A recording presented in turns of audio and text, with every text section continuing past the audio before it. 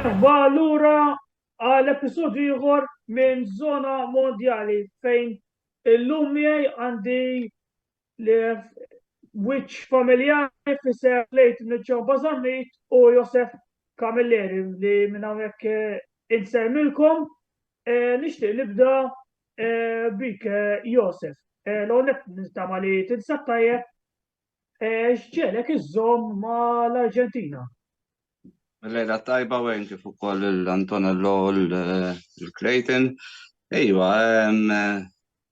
l-istorja tmur ħafna lura.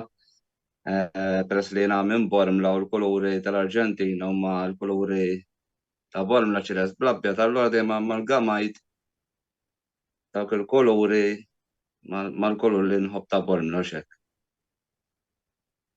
Mela, jekk inħarsu lejn il-pajis iż-żommi għawint, bdejtu t-tazza ta' dinja b'telf ta' 2-1 kontra l-Arabja Sawdija, iżda mbagħad ir-riżultati minn hemmhekk dejjem kienu pożittivi. Kellkom rebħa ta' 2-0 fuq il-Messiku, rebħa ta' 2-0 oħra fuq Polonja, 2-1 kontra l-Awstralja fil-fażi tal-aħħar 16, fil-kwarti tal-finali ġejtu draw 2-2 kontra l-Olanda, iżda bdejtu bil-fażi tal-penalties. U fis-semifinali l-opinjoni tiegħi kellkom l-aqwa logħba s'issa kif irbagħtu 3-0 kontra il-Kroazja. Jiena fl-opinjoni tiegħi il-moral fit-tim jinsab tajjeb ħafna tal-Arġentina u meta tqis li fl-ewwel logħba tliftu 2-1 kontra l-Arabja Sawdija, nasab nistgħu ngħidu li l-Arġentina irkupraw brillanti. X'taħseb? Eżattu, jiena mmurlek naqra oltre. L-iskalonetta meta bdiet konna 35 jidilli jew 36 logħba li ma tlifniex. Intrebħet il-Koppa Amerika minn fuq il-Brażil, wieħed b'xejn, kien skorja de Marija. Jien kelli biża' ħanejt kollox għax il-pressure tal-World Cup tagħmel kulħadd. Ma mmorrux il-bot, it-tim li għed fil-final mal-Arġentina, l-istess, telef ma' Tunezija, fit-telet logħba. Pero jekk toqgħod tara kif ġejna sawhekk, ejwa, kienet mistħoqqa telfa mal-Arabja Sawdita, mhux noqgħod indur mal-lewża. Kienet naħseb wake up call l-iskaloni minn 4-4-2 għall-logħba ta' wara mal-Messiku qaleb għal 4-3-2-1 fejn għal players li fil-Koppa Amerika kienu tajbin ħafna u fil-qualifications il-Papo Gomez u l-Angel Di Maria u flokhom daħħal il-Rodriguez u l-Tagliafico. Hemmhekk naħseb kien il-kull minnu ta' kollox għax kif Messi beda jara li fit-tieni taqsima beda ġej kollox favur bil-fors, il-tim irid jagħmel xi ħaġa dak il-ħin biex jingrana. Kontra l-Arabja Sawdita nerġgħu lek hemmhekk it-tieni ħaf kien diżastru, it-tieni taqsima kien diżastru. U jiena antiċipajt mill-ewwel mal-penalti li skorja Messi. Bdejt nara tqila. Fil-fatt kont qed nara ġo bar. Il-taħdejja ta' tlosta jitilgħu, tlu għax qed jilagħbu s-saħħa, tlu l-Arġentina qas jafu fejn qegħdin. Fil-fatt kellu jagħmel ġiex tibdiliet jew tlieta. Imbagħad bdejna hemmhekk imbagħad beda ħireġ it-tajjeb ta' Scaloni. L-Scaloni isib dak il-plejer on form McAllister. McAllister jekk tara kemm lab forse lab friendly, jekk jidilli sew l-finalissima, daħal reserv xi 85 minuta. Ġifieri qed ikun wieħed mill-aqwa players. Għandek il-Alvarez, Enzo Fernandez, ġifieri jaf jippikja l-players li jagħmlu d-differenza. Kif qed inti u s-semifinali kienet naħseb waħda mill-isbaħ logħbiet qatt rajt l-Arġentina daw il-25 sena, 30 sena kemm insegwi l-futbol mondjali, naħseb waħda mill-ikbar. Ma xtaqtix tispiċċa hekk għax l-aħħar logħba kważi ta' Modric kienet naqra esaġerata. Da ma ninsewx li 4 snin ilu fil-grupp rabpunna huma 3-0. Kienu rabu ma titab xej sewetти. Naħseb dik turi kemm bħala pajjiż l-Arġentina avvanza fil-logħbi jiena. Għandek ħafna players u għandek biss 7 jilabu fis-Serje A. Ġifieri qabel konna ngħidu bħal Brażil għax jilabu fl-Ewropa jew barra l-Ewropa. Ġifieri il-materjal hemm qiegħed. Sebna sabu coach bħal Scaloni li dak iż-żmien meta laħaq kulħadd jgħidu li għadu żgħir m'għandux esperjenza. Minn 3 finali mitlufa ġarbaħ waħda u oħra rġa' tal-final. Pass il-finalissima kontra t-Taljani u li kienu champions tal-Ewropa għadhom insomma champions uxxenti. Waħda mill-aħjar lobbit ukoll u 3-0 vera. Imma kollox beda jidher li l-Arġentina għana hemm plejer kbir bħal Messi u li kif jagħmel mossa u xewwa preveda. Għal-jaf ma jgħamil xej Messi, jgħamillek sekonda azzjoni u go, l-għu tinbidel l-loba u ġara. Protagonisti ieħor tal-Arġentina kien il-keeper Emiliano Martinez. Jekk nistabbu fuqek Clayton, għax qed narak naqa' kwit. X'taħseb minnu s'issa dal-keeper li sa 3 snin ilu kienet jilab fi Championship ġewwa l-Ingilterra u issa qiegħed fl-opinjoni tiegħi qiegħed ikun l-aqwa keeper ta' din il-kompetizzjoni s'issa.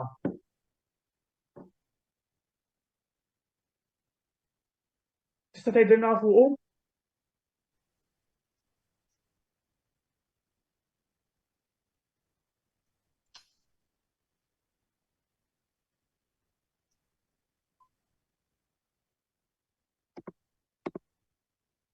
Mela jien.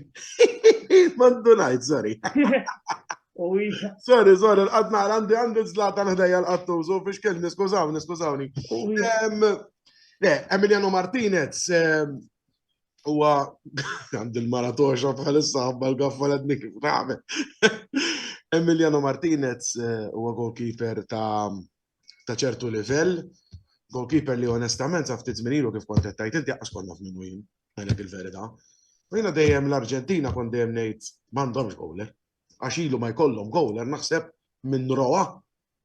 Merini inti Josef, jekk minn is-sejers ball-aħħar goalkeeper Romero. Livell. Iwa.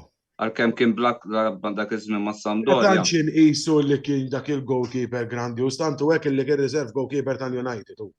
Ma tajtx li kien dak it-titolar bħal Martinez, veru l-Martinez jilgħab ma' Aston Villa, però huwa goalkeeper li jiena li ħaqqu palk ikbar mill-Aston Villa. Issa.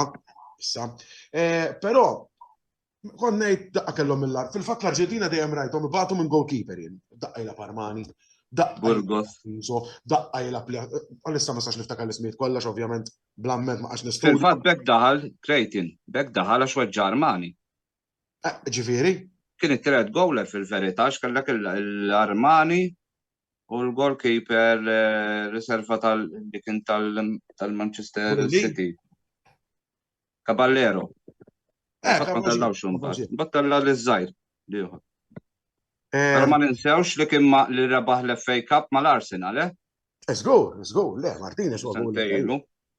Martinez huwa goaler. Tajjeb u iktar minn għaddiż minn iktar qed naraw illi bil-mod il-mod qed javvanza kemm javvanza. Ħaġa żgħira ħafna naf li m'għandix taqsam ma' Martinez imma ovvjament importanti ngħiduha.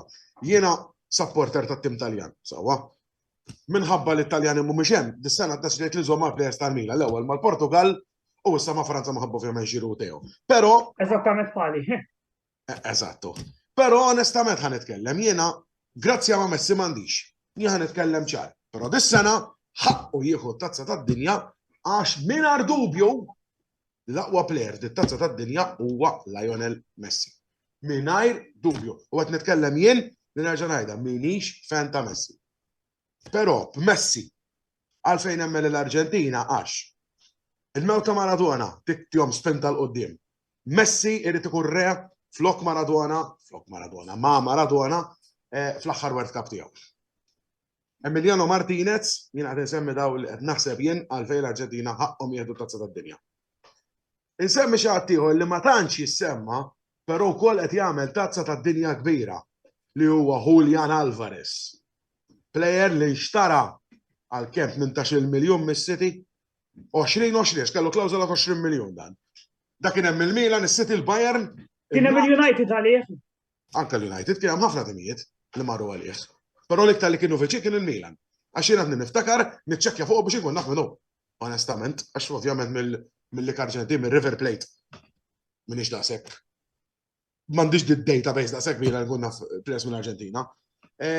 Illa ħappost Lautaro Martinez, maħnex qed insemmu plejer imbarazz, qed insemmu plejer li jilab ma' web l-aqwa timijiet Taljani, kontra qalbi jettati però ikollok tammetti kultant, u li jilab titolar magħhom ġiedat bispiċċa tilef postu biex ħadu Julian Alvarez turi kemm dan huwa plejer importanti. U barra minn hekk insemmu Rodrigo de Paul, barra Enzo Fernandez. Għax Enzo Fernandez plejer ieħor li suppost għadneħ il-Milan, mhux tagħmel. Hemm ukoll Rodrigo de Paul, plejer ieħor li kemm ilu li mar mal-Atletico issu ħareġ barra mir-radar, però wara t-tazza tad-dinja raġa daħal bil-kbir. Kemm għal-dinja. Naraw top subject ma għandek raġun. Ma stajx penġija aħjar minn hekk. Anki meta kien mal-Udinese Rodrigo de Paul. Żgur. Jienu inti nsegbu l-istess tim tagħna battikati. Ija, le, l-Italjana. Fil-fatt il-Milan rriduh qabel mal-Atletico. Ekku. Kemm il-Milan u l-Inter bażikament għalih. Eżatt, ekku. Le, De Paul li nammira minn għandu hija l-grinta. Għax teknika f'saqaħ nafu li għandu wkoll. Imma f'dit tazza tad-dinja rajtu jilab bi grinta li qatt ma rajtu jien fis-serja jilab hekk. Grinta u qalb. Xi ħaġa li dis-sena xi ħaġa oħra li ma semmejtx. L-Arġentina għalfejn hemm li dis-sena tuħu tazza tad-dinja x-l-ewwel darba li tilagħbu b'qalbhom. Is-soltu tara l-Messi eżempju fil-lob tal-grupp jilab tajjeb, u mbagħad minn knockout lem relax. Dit darba fil-grupp nazzar dan ngħid li beda rieqet bil-mod, u mbagħad qisu dik ix-xat li deffislu dik in-naqra tal-abra fil-warrani, pop, u daqshekk. Qabad jattakka bla doġġ. U ġi il-Messi illi letteralment Gvardiol li jiena li jekk wieħed mill-aqwa difensuri fit-tazza tad-dinja sissa, u Livakovic dik l-aqwa goaler għalija hija fit-tazza tad-dinja sissa, wara din logħba mhux spiċċaw. Però tilfu posthom fir-ranking tal-ewwel post għax Messi lil Gvardiol qallu x'kien trid ngħaddim il fuqek u lil Livakovic qallu ħanajdlek kif ħanwaqqa kaċċajk billi inti tikkawża penalti li titfattim tiegħi minn fuq, basically. Mela, ġiex aneddoti la taħdu pjaċir bihom żgur. Mela, Dibu Martinez fl-2018 flimkien magħhom kienet jissapportja l-Arġentina minn John Nis. Kif ra l-inqalaw speċi 4-3 ma' Franza, l-irħu għallu tenkju tal-Eġiptnija u għallu ma sarit irrid nagħmel xi ħaġa biex inferraħ il-dan nies. Ma ninsawx kienu tilfu 4-3 il-kwarti tal-finali minn għalija. Issa ħu ħreġa tefa l-istess ritratt għallu issa wasal iż-żmien li vera tferraħni. Żgur. U l-aneddotu ieħor hemm ħafna jekk toqgħod tinnota kliem blemmi. Mela Maradona, Messi. Jitilfu it-tlieta penalti l-Arġentini Kempes fit-78. Kempes jitlef penalti t-tielet logħba, Maradona jagħmilha fis-86, jitlef penalti fit-tielet logħba, reġa' għamilha kontra l-Polonja Messi. Tisseb nifhem xi qed tgħid. Ma naħseb li kan neddoto ieħor li naħseb ħarablek dan, ma nafx rajtix rajt issa. Fl-2011 Messi ħa ritratt u quddiemu kellu lil Julian Alvarez b'tifel. L-istess ritratt ittieħed issa 11 sena wara fejn Messi qed jaqbdu minn honqu lil Alvarez, però bħal Alvarez ovvjament plejer li waslu sal-finali fl-imkien l-tnejn li huma bl-Arġentina b'ċans li jirbħu tazza tad-dinja wara Kemm jiġu? Tista' taħseb tista' tgħidli inti? 86 mela għandek 40? Le, 86, se ninqas minni, 37. 36. Se ninqas minni. 36 sena. Xina laqt 40 issa, kell 4 snin fl-86. Akku, le, jena kont għan kelli fl-86 sena. Eżatt. Sena għana. Għal-gbar minnek jien. Jien li qed noħu pjaċir ħafna. Skużani, wejn waqqaftek. Li hemm ħafna. Eżempju għandek jekk rajtu l-Koppa Amerika jiena kont ġifieri fl-3 l-satej ta' filgħodu, l-4 ta' filgħodu. Martinez, Dibu Martinez ġifieri, u De Paul, huma letteralment, issa qed tara bodyguards fuq Messi. Anke jekk tagħmillu fawl mal-Kolumbja ġara li ġara għal penalties jikkomunikaw bejniethom il-ħin kollu, De Paul il-ħin kollu. Fejn hemm dik il-ħafna rispett reċiproku jinnejda. Da qatt ma kien hemm plejer wieħed li rebaħ xi ħaġa, dejjem it-tim ta' madwaru. Kienet xi ħaġa li tiġri u nħobbu ġifieri daqs dawn l-għajnejja bħala plejer ma bħala bniedem uman. Kien idejjaqni ħafna li l-attenzjoni joħodaw meta jilagħbu l-Arġentina. Il-kbir Diego Armando Maradona. Id-darba anke fil-Koppa Amerika, vera ma kienx hemm nies għax kien hemm il-pandemija u l-Covid, però d-darba qed jieħu kulħadd il-biċċa tiegħu. Anke jekk taraw mhux il-bankina, it-team management tagħhom bil-kelma bil-Malti bħalissa ma nistax niftakara. Għandek players bħal Aymar, Samuel tal-Inter, qed jibqgħu anke tar-Roma, tax tal-Inter tar-Roma. Iva, whatever. Xorta kont nammira, ġifieri jiena anke dil-biċċa xor Ronaldo viżavi Messi, le, jiena nieħu pjaċir narhom. Nirringrazzja l-Alla li l-nexxi li nara dal-kwalità titpaxxa tarhom. Fim minnhom tgħid dan miet m'għadux jidher bidlu lil Messi mal-Messiku. Jagħmel split of a second dik il-ġerja bum go. Daqshekk dawar il-logħba. Għataħħom il-Messiku ġifieri żagħtu jilagħbu sa filgħodu ma kinux jasqulhom lil-lasta. Hemmhekk tara il-qawwa u l-grandezza li joħloq dar raġel meta jkun fil-ground li ma jridx l-attenzjoni fuq u anzi ejja ħandawruha kif kien Maradona meta kien jilgħab. Hemm dak il-famuż video Life is Life fil-finali jew semifinali kienet ma nafx kontra l-Bayern Munich minn għalija. Literalment jaqbad il-ballun da biex kulħadd taħares leh, ħallihux bet l-attenzjoni u l-attenzjoni taqqa minn fuq l-oħrajn. Jiena naraħ fotokopji tiegħu, ġifieri ma nħodix bil-kbira li tkun fotokopji tal-86 sedi. U jien ngħidlek warah jiġi Alvarez għax wisq. Tajjeb, Alvarez. Change of speed tiegħu. Forsi għadu kmini wis biex nitkellmu fuq Alvarez għalija. Però talent jidher li għandu żgur, però livell ta' Messi m'hemm li qed nara bħalissa jaf ikun viċin tal-livell. Wieħed hemm livell ta' Messi, ovvjament mhux Arġentina eżatt Mbappé. Jien nemmen li fil-verità ħad ispiċċa l-era Ronaldo Messi u se tibda l-era Mbappé Haaland. Illi ovvjament Haaland mhuwiex il-logħba ta' Ronaldo u Mbappé mhuwiex il-logħba ta' Messi għax ovvjament Mbappé huwa plejer iktar stil Leao, dak li jiġri bil-ballun, jidribel jaqgħu għandu finishing aħjar minn ta' Leao, sewwa sejn Leao nħobbu mens imma il-verità tittejda. U Haaland min-naħa l-oħra għandu finishing li jiena qatt ma rajt bħalu, onestament qatt ma rajt bħalu il-finishing li għandu għandu kollox fih daqs il-bieb u xorta jiġri ġiri indemonjat daqqa ta' rasi tielek minn kull fejn konna l-ħares ta' raħjola bir-ras dejk għax titwerwer kif ta' raħjola għandu pala ta' siqa l-ħares joqtok biha għax jien mankak żgur mhux forsi għax jien naħseb inkun gowl nara ħajn ta' fali bis-siq lilu lill-libra jekk narhom mhux problema. Għaddi mhux problema. Nipprovaw ġibu droga tħoli. Ma tarax.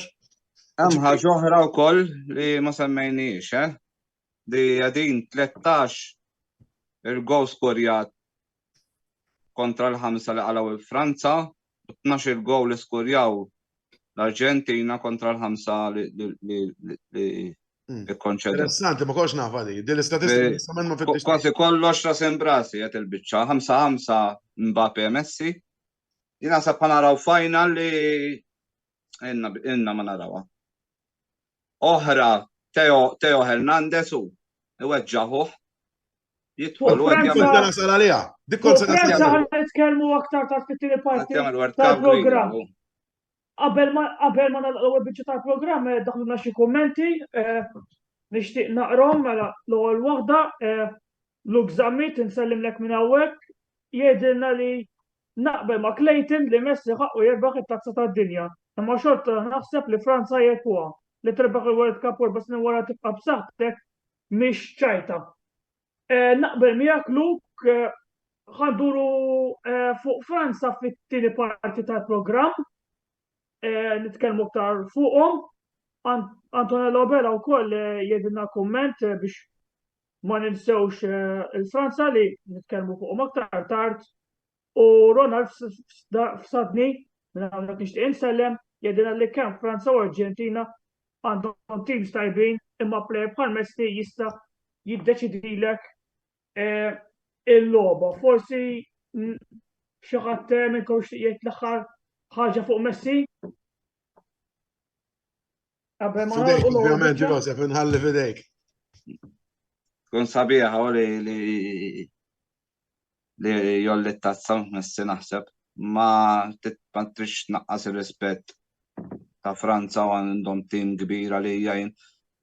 3 key players nieqsa ma ninsewx daw il-Fulkante, il-Pogba, kif ukoll il-Benzema mhux xajta. U xorta baqgħu sodi. Ġifieri nixtieq u mhux noqgħod nikdeb li l-Arġentina nixtieqhom jirbħu t-tazza, però ma jkunu naħseb serqu xejn għax Franza tim kbira. Wasalna fit-tmiem tal-ewwel parti tal-programm ħammorru għal wafqa żgħira ta' riklami iżda nħeġġiskom biex tibqgħu magħna. Narakom.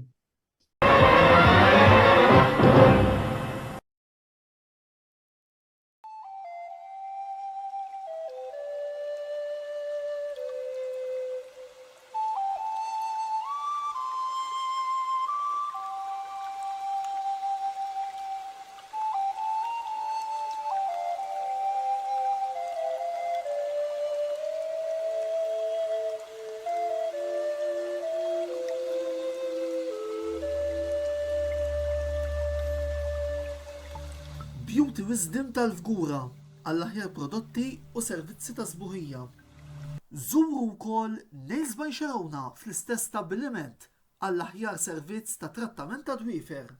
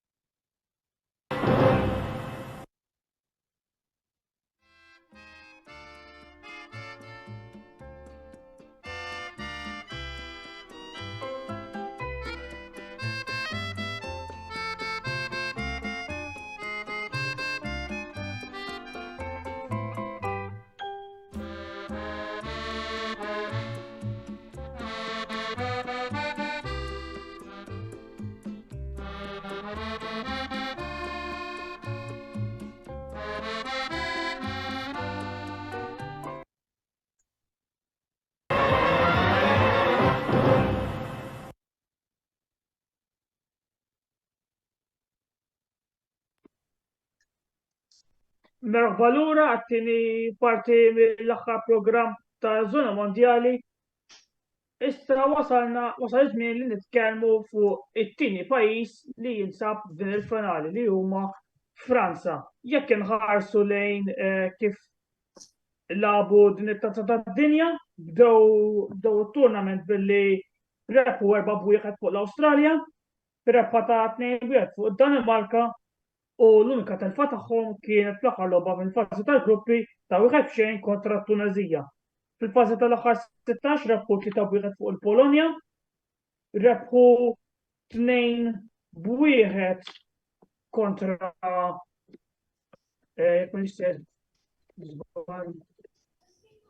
L-Ingliżi. kontra l-Ingliżi sewwa, skużawni, u fis-semifinali ovvjament rebħu 2-0 fuq il-Marok. L-opinjoni tiegħi l-akbar kwalità ta' Franza kienet li ma jitilfux chances. It-Italija aħna hekk inżommu mal-Milan u ovvjament mingħajr ma nkunu biased naħseb kemm Mbappe kif ukoll Olivier Giroud kienu protagonisti ta' Franza sabiex iċ-chances li jkollhom ma jitilfuhomx. Jekk tista' xi ħadd minnkom jibda fuq dal-kumment? Mela, ħanibda jien darba ovvjament għax ħanajdu li nar il-ħadd ħanipreferi li jirbħuha Franza. Ovvjament għal-fatti diġà tkellimna ħabba Giroud u Teo. Mela, x'inhija l-ħaġa li nemmen li Franza għalkemm jien nibqa' ngħid li sena ħedu għall-Arġentina, ħankellem ċar. U minix ngħidlek għax ħanżomm ma' Franza sempliċement għax hekk inħoss. Però għaliex ngħid li Franza dis-sena reġgħu u rew kemm huma b'saħħithom u nagħtu mertu għax ħadd ma jsemmih li Didier Deschamps. Sewwa għax Didier Deschamps ma jsemmih, għax għandhom id-dak, għandhom il-lior. Però Deschamps għall-ħares ma kienx bħalma kien Scaloni għall-Arġentina, Deschamps inkredibbli. Mela dan spiċċa mingħajr Magic Mike Maignan li għalkemm mhuwiex first goaler ta' Franza suppost huwa Lloris, però mhux tewa darba li lab lil Maignan minflok Lloris. Ġifieri daqisu qed jilagħba. Second goaler spiċċa għandu l-areola. Ngħidu kif inimmuxxi goalkeeper eċċellenti. U t-tielet goalkeeper huwa Mandanda illi għasandek għalfejn semmieħ. Mela jekk kalla ħares qatt kien weġġalu Lloris dan second u third goaler għandu biex ma jorqodx bil-lejl.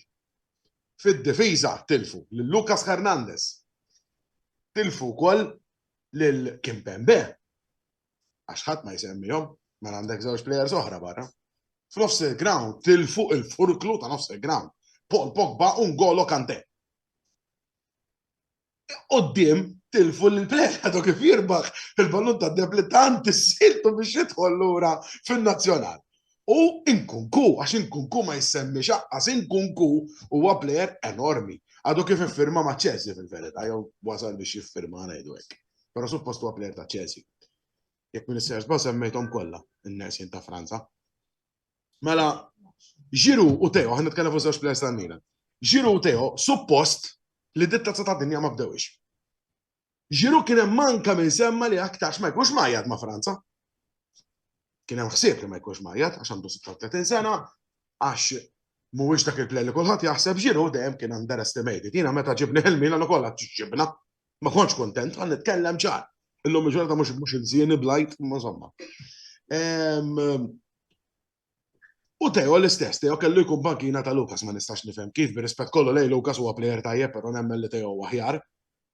U da spiċċa insomma weġġa Lukas bħalma kulħadd jafu Teo ħa it-titolarità super fideh.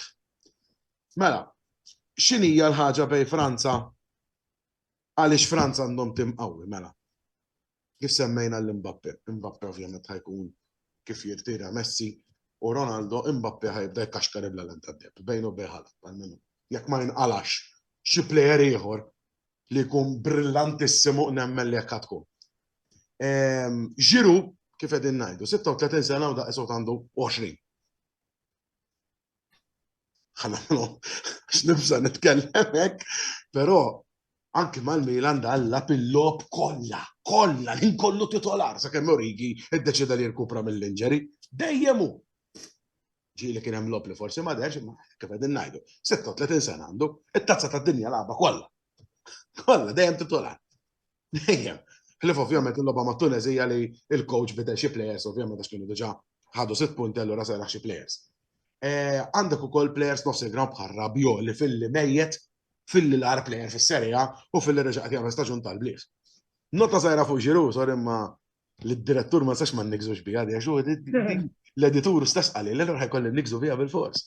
Giroud għal ħabib ta' Antonello, sorry ma ħanajdilek bi pjaċir, id-derbi ta' sena l-oħra si ġirato Giroud, id-derbi ta' dis-sena si ġirato Giroud u kontra l-Ingilterra si ġirato Giroud. 3 u 3 darbit Giroud batek a casa.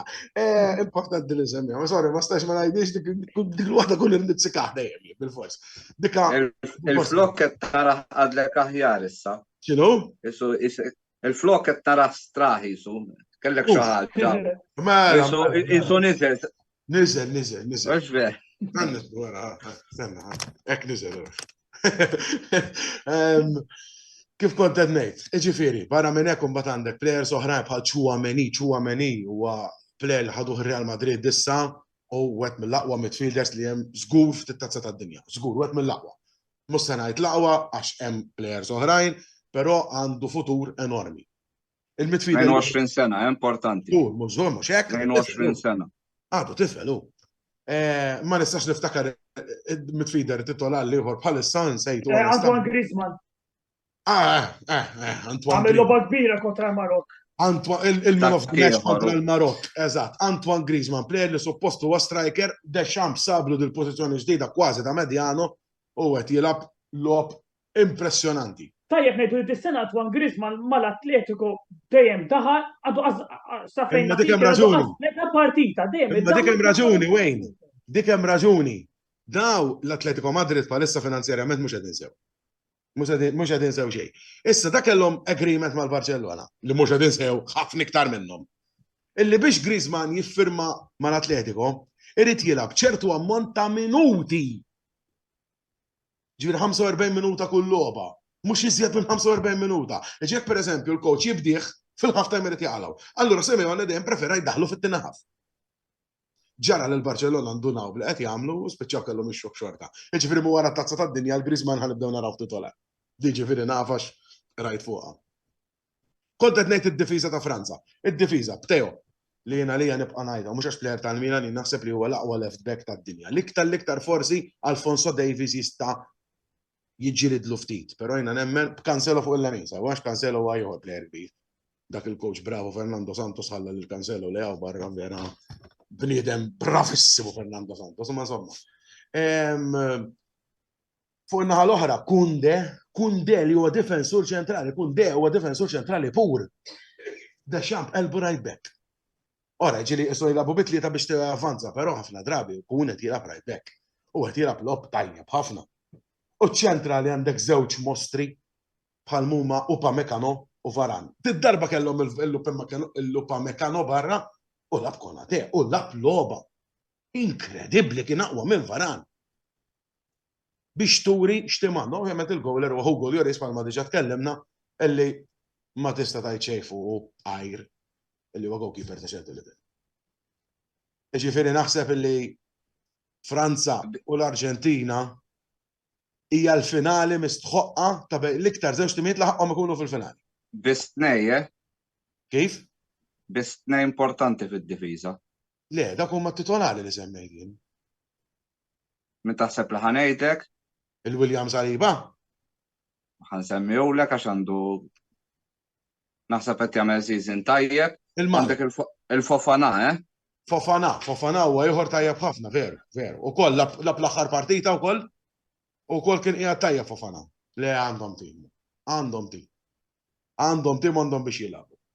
Fuq l-linja l-oħra għandhom il-Ousmane Dembele ta' Barcellona wkoll. Nsejtu Dembele. Biex tara, tant għandhom. Għandhom il-Koman ukoll. Ta' Salibek minn is-sers bal jilgħab mal-Arsenal u xejn. Mal-Arsenal ekku. Vedi l-ewwel daw fil-klassifika. U konċinu joqgħod dejja Saliba, u faċċata tiegħi għed Saliba. Ismani, għax għamilt naqra riċerka biex nara m'għandux relazzjoni xejn ma' Malta. Le. Malta pruvaw. Bis-serjetà u għatli fejn. Għattrax fejn. ċajta. Provaw, Malta, ma provaw jaraw jekk għandu xi Mela, discendenza. Araħħa jiġi jilab ċentrali ma minn għandu Steve Borch. Ma morrux il-bot, ma morrux il-bot, il-kaptin tal-Australja. Kaptin tal-Australja minn huwa? Seta jażel bejn Malta u l-Australja. Ma kif il-Muscat? La pissa Moj, għarru moj, nofs, ta' nofs, għarru Iva. moj. kellu ċans li la pal Malta. Kienu saqsew ġifieri dak kien beda l-programm. Malta. Muscat kien la hemmhekk, ma llum peress li l-FIFA għattik iċ-ċans li met 21 u mbagħad wara jistgħu jekk ma jkunux għamlu ċertu numru tal-lob. L-lob uffiċjali. Eżatt. Għax Diego Costa eżempju kien lab mal-Brażil kontra l-Italja. Fil-fatt Mbagħad qalab ma' Spanja. Eżatt. U hemm ieħor ukoll il-Ġermaniż kien lab mal-Ingliżi. Provax tgħid biex ngħid ismu. Għandu ritratti qed ma' Bellingham fuq minn għalija under 20 u 17. Mużjala. Aha. Mużjala, ekku. Mużjala għandu descendenza Ingliża, Dak se ta' jażel bil-Ingilterra u Ġermanja. Eżatt. U tajjeb insemmu ieħor ma jiex niddevja biex mis-suġġett, però Meti Cash ta' Polonja li dak propjament huwa plejer Ingliż. U jekk irridu semmu xi ħadd mill-Arġentina għandna lil McAllister li mhuwiex Arġentin propju laqqas. Eżatt. Dak Ingliż propju McAllister. Sa fejna fien iva. Jew.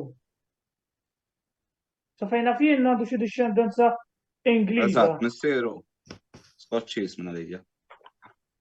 Ekku, kuna tinsammu Teo Hernandez li l-opinjoni tiegħi jaqt ninsama ftit bias ta' xi Milan isfal plated, però ikoll isqar huwa naħseb l-aqwa left back tad-dinja. Iżda ħajsib għad ma jibsa fisem Lionel Messi.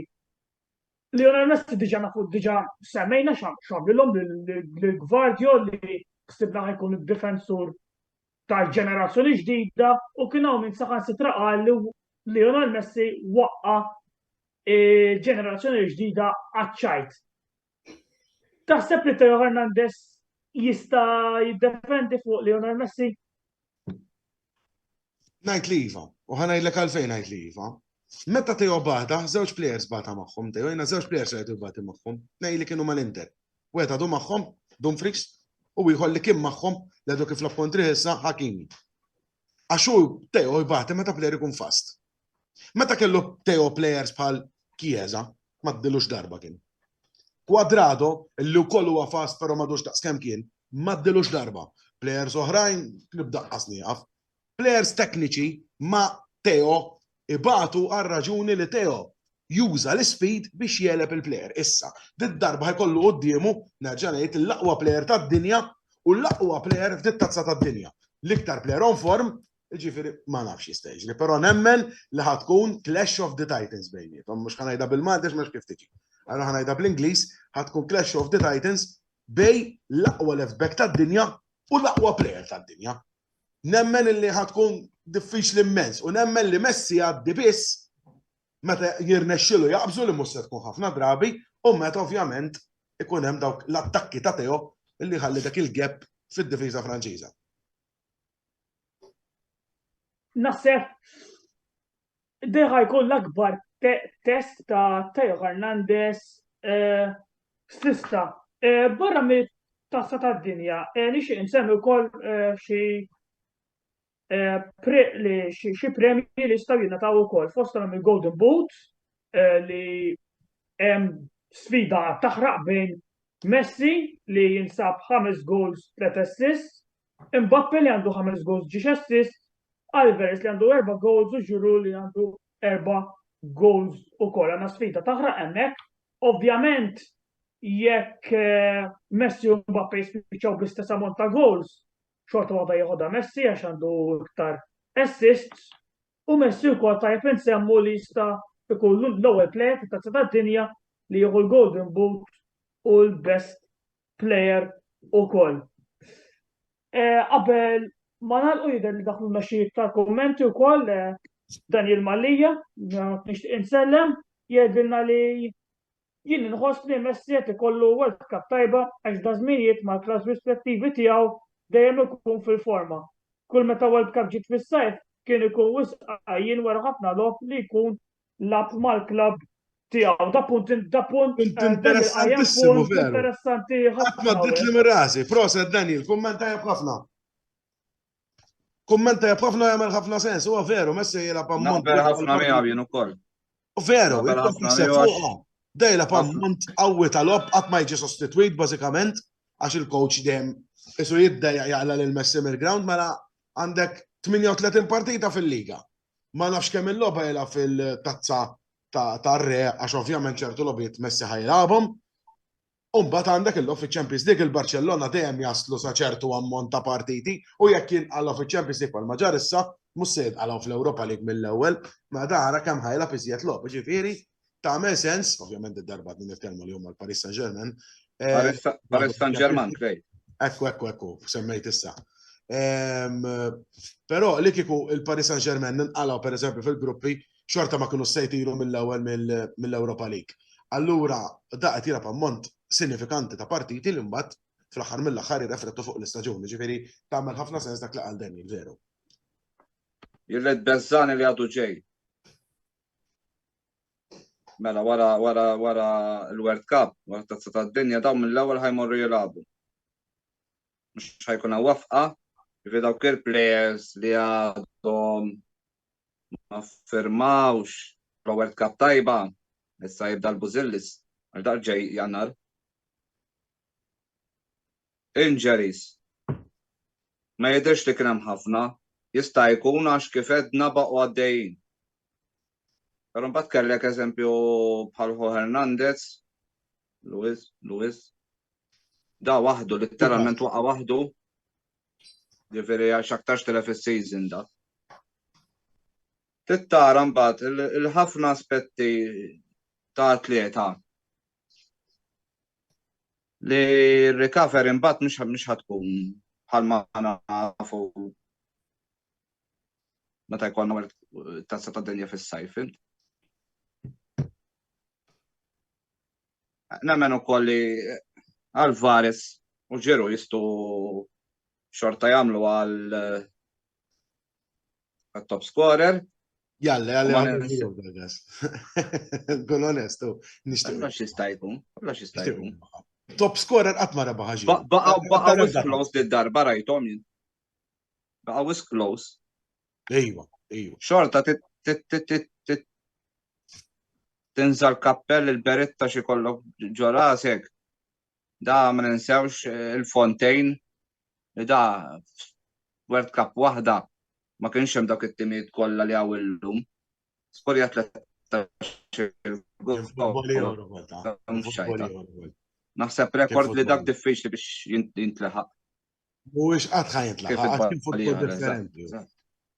Meta kien kont isli li kulħadd jilgħab bil-4-4, midfield ma jeżistix, difiża ma teżistix, 3-4, ġifieri. L-importanti li tiskurja iktar mill-oħrajn. Futbol differenti. Qabel ma nagħlaq forsi nistgħu ngħidu xi previżjonijiet. Klejt inti diġà tilna tiegħek alla kulli ma tilni skor taħseb li l-Arġentina se jirbħuha. Jiena fl-opinjoni tiegħi jaf naraw tazza tad-dinja ma nixtieqx tispiċċa hekk it-tazza tad-dinja, però jaf tmur saloti tal-penalties għax ma nara xejn differenza bejn daw ġiex timijiet għandhom livelli tnejn li huma tajbin ħafna. U għalkemm ma nixtieqx tispiċċa hekk, jaf tispiċċa bloti tal-penalties. Forsi tgħidilna previżjoni tiegħek, Josef? Bil-penalties? Nkun ġat niċċelebra fit-triq. Tinsiex Dibu Martinez kemm mal-Kolumbja, kemm issa mal-Olanda. Il-penalti seħobbhom, Vera, però ma tistax taqbad tkun ċerta fil-penaltis ġieli mar tajjeb li ħajmur tajjeb id-darba wkoll. Ħafna drabi. L-iskaramanzija tgħin, ħafna drabi, jaħan nitkellem eżempju fuq l-Italja. L-Italja fin-1990 tlifna bil-penalties. Fin-98 tlifna bil-penalties. Fin-94 tlifna bil-penalties. Sorry, fin-90 le. Fin-94 tlifna bil-penalties. Fin-98 tlifna bil-penalties. Kien hemm Euro 2008 li qlajna bil-penalties. Fit-2006 irbaħnija. Ġifieri, dan l-istess goalkeeper dejjem kien hemm. Fit-2000 ukoll għaddejna bil-penalties kontra l-Olanda. Imbagħad fl-aħħar sekonda fil-logħba kontra Franza fil-final toldu l-istess goalkeeper illi kien għamel Euro brillanti. Żball wieħed għamel. U dak li żball wieħed tellifna l-Euro. Tella konfajna li ngħidu kollox. Iwa, x'qed ngħidlek kollox għamel Euro brillanti. Imma mbagħad għamel żball wieħed ma ħadna xejn bih, u bqajna fakkra ħana ngħidu hekk. Għandi ħabib tiegħi żomma l-Olanda jgħid li jiena l-toldu bqajt nobodu minn dik il-logħba. Għax ovvjament bikkihom kien 3 penaltis fil-logħba, laqħhomlhom kollha u 3 penaltis jew 2 oħra fil-penaltis normali. Irrid ngħid ukoll bat li messaġġ Antonello batulna propja għallinna li missier McAllister kien rebaħ it-tazza tad-dinja mal-Arġentina fl-1986. Di importanti mhux ma kontx nafa. Nammetti. L-editur ġiru għabela ħanajdulu hekk, fakkarna fija. Għamillu inta. Ovvjament. X'kont tgħid? Koħan semmi l-Arġentini li rabu mal-Inter, ma tantx ħadu pjaċir bil-penaltis dak iż-żmien. Ma xtilfu xi 2-3. Għal-inqas. Jalla x'ma l-Olanda wkoll. Grazzi għal Antonello Abela wkoll, fil-verità kelli raġun, fil-1990 ukoll tlifna bil-penaltis mal-Arġentina tlifna 5-4. Mela. Insejtu. Zenga, ta' Zenga, mela. Mal-Arġentina u li kienet dik il-famuża ħanajdula traditur Napoli li ddeċidew li jżommu kontra l-Italja u jżommu ma' Maradona fil-partita li ntlaqbet ġewwa Napoli. Titħoġ fiha. Le, jiena sempliċement Għadhom sal-lum. Nitkellem fuq nistradituri, għax jiena fil-logħba Malta-Italja żammet mal-Italja, fil-logħba Malta-Italja li ġie ħanerġa' żomm mal-Italja, ġifieri mhux se nitkellem fuq tradituri, għax jiena ħammur kontra pajjiżi biex inżomm mat-tim li jiena rridu jilgħab jien inut li nżomm kontra tim li nżomm miegħu jekk jien irrid li fil-Euro li ġejja nara t-tim tiegħi jilgħab fih. Naf li ħafna nies ma jaqblux miegħi għax jgħidu li inti Malti, Malti 100% u Malti f'kollox jien. Però meta jien inżomm mal-Italja, jien ma rridx nerġa' tiġi Euro oħra u noqgħod quddiem it-television nara l-ħadd ieħor, jien irid nara t-tim tiegħi, mela kien nara t-tim tiegħi kontra kulħadd irid inżomm magħhom. Dik kif nirraġuni, m'għandix raġun 100%, però jekk nirraġuna. Jiġifieri m'iniex noħodha kontra s-supporters Napletani li żammew ma' Maradona. Jiena nifhem għax jiena onestament nerġa' ngħid m'għandix simpatija lejn l-Arġentina, però se kienu l-Brażil li għandi simpatija kbira lehom. Jekk jilgħab tim plejer tal-Milan kontra tim ieħor ħanżomm mal-plejer tal-Milan. Ġurmanti mhux tort. Jekk jilgħabu kontra Taljani, le għax il-mara qed tgħidlek jilgħabu kontra Taljani, kontra Taljani hemm plejers tal-Milan. Fottejtek tid-darba. Krejti. Mela ngħidlek xi ħaġa, jiena tafu li l-plejer tas-Sabateo tat-table football. U fortunatament kemm hemmx Malta, ikollok dejjem ikonna dak it-timijiet li ħatarhom kważi 3 tim, 4 tim fil-ġimgħa kemm. Però aħna l-Maltin ma nagħti tort il-ħadd li eżempju nammiraw biex nżommu aħna fil-verità maħniex bħalhom tul id-dnajm u hekk. Però mbagħad meta aħna niġu fil-verità biex tirab kontra jew tikkompeti kontra tat-timijiet dak il-ħin tinsa kollox, tinsa li inti Malti tkun gburi u meta nirbħu tisma' dak l-innu xi ħaġa sabiħa ħafna. Meta qed tirrappreżenta l-pajjiżek differenti milli qed quddiem it-television jew ġol ground qed tissegwi l-partita. Jekk inti qed tilgħab imbagħad, jekk kien ħajġi xi ħadd li trid tirrappreżenta lil Malta sa m'iniex tajjeb ta'. Imma kien xi ħadd li trid tirrappreżenta lil Malta ħasem mhix ħaġa li nagħmilha fir-rextar u ħankun qed nirrexta kontrattur Taljan ma bir-rispett kollu jista' jkun laqwa wieħed għax kan nipprova nelbu. U jekk ħajdoqqu l-innu Malti. Importanti. ħankun bil-wieqf fuq spalt fuq sidri. Eżatt, importanti li dan nies neħdu t-tajjeb tagħhom ħalli aħna. Nippruvaw dejjem nimpruvjaw. Jien aħjar minnek fil-verità. Issa ħnurikom xi ħaġa li aħna l-Maltin nissuperaw il-barranin. Issa bħalissa d-dejja tazza tad-dinja tal-futbol u aħna tinsegwu timijiet ta' oħrajn. Issa ħnurikom xi ħaġa li aħna l-Maltin nistgħu ngħidu rbaħna t-tazza tad-dinja. It-tim veterani tat-tejbil futbol għadna kif ġejjin minn Ruma u rbaħna t-tazza tad-dinja fis-sezzjoni tal-veterani. Taljani ma nislet xejn tajjeb. Bunur sabiħ. Ħanurikom esklusivament il-medalja. Mela, bunur naraw anzi. Xaġa sabiħa di, jo. Feqqat ħatara xaġa Maltija li tilbaħ it-tazza tad-dinja. Għal-kemm jekk missier żball. Ma nistennix, vera.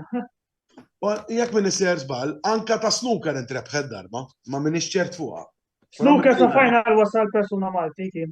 Tony Drago wasal. Tony Drago wasal sa final. Ma kienx rebaħa però. Le ma kienx rebaħa. Le li naf żgur li rebħu għandek lil Pawlu Mifsud, kien rebaħ darbtej tal-Amichers. L-Amerikani jgħidula. Għandek Turu tal-hawn. Turu kien għamel il-rekord minn għalija. Għandek Grazzi għal-mara di, kell l-assistent il-ħabib tiegħi it-Tramans Grek, ir-rebaħ tal-Ewropa wkoll fil-pool. U bħala tejbil futbol, il-baħnija fit-2010 ġewwa Ġermanja, Team Lopin, fl-2018 rebaħ individwalment Charles Aquilina li ġiet tiegħi, il-veterani u sa dis-sena il-medalja tad-deb. Proset. Għal-veterani. Il-tazza tad-dinja xorta ġiet Malta. Proset. Bod differenti ma ġiet, proset. Onur kbir dak, proset. Onur. Ossa xbim, ossa. Qabel ma nagħlqu ħansellem malaj li jekk taraw il-kommenti it-tim dak miegħu jien il-minus tal-Gardur nsemmilhom minn hawnhekk. Proset. Labna wkoll dil-ġurnata. Daxxar labna. Ġien nsab it-tim ta' St. George's ukoll. Nsellimlhom minn hawnhekk naqta' shout-out. Ovvjament it-tnejn neħeġġixkom jissegu verdict finali ħejjew sibu Mark Schembri. Jup! Waħda żgħira. Ovvjament botta peress li Juventin minn hawnhekk. Eżatt. Però minn naħa tiegħi daqshekk grazzi tal-li segwejtuna nixtieqilkom il-lejl tajjeb. Ciao, grazzi. Grazzi. Forza Milan dejjem.